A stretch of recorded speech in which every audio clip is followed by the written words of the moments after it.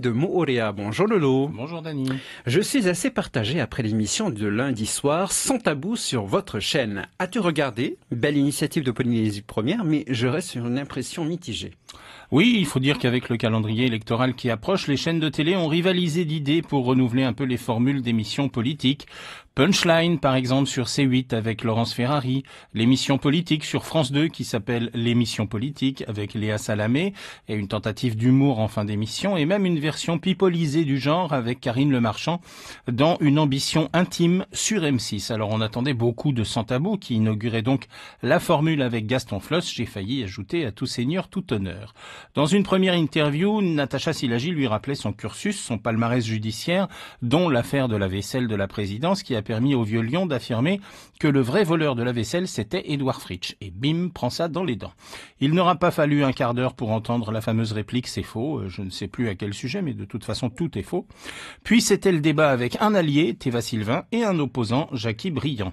On parle de Mahana Beach, projet que défend Gaston Floss bec et ongle sans concession. Jackie Briand explique que c'est irréalisable ce projet de 3200 chambres, ne serait-ce que pour la seule question de l'approvisionnement en eau, et Floss de s'entêter à défendre un tourisme de luxe pour visiteurs haut de gamme, crachant sur la notion de low cost. À ce stade, on ne comprend pas pourquoi le tourisme polynésien qui veut se développer ne miserait pas aussi bien sur le haut de gamme que sur le low cost. Le Brando, oui, et les pensions de famille aussi. Le Saint-Régis, oui, et le Airbnb aussi.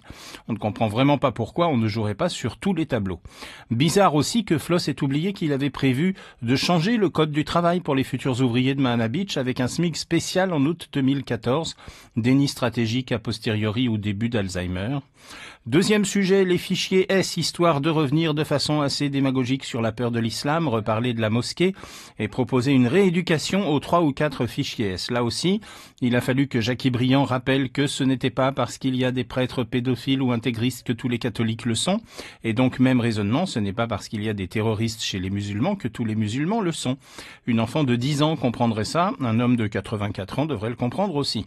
Enfin, dernière partie d'une émission qui passait trop vite, qui était trop courte, c'est son unique défaut, l'interview des 5 dernières minutes au cours de laquelle ça a dû pleurer dans les farés quand le vieux lion confesse ses échecs dans sa vie sentimentale avec ce qui restera pour moi la question de l'émission.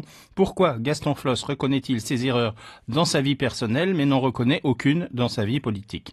Une émission finalement assez classique, plus classique que ne pouvait le laisser imaginer le titre, mais qui devrait vite devenir incontournable au fil des invités.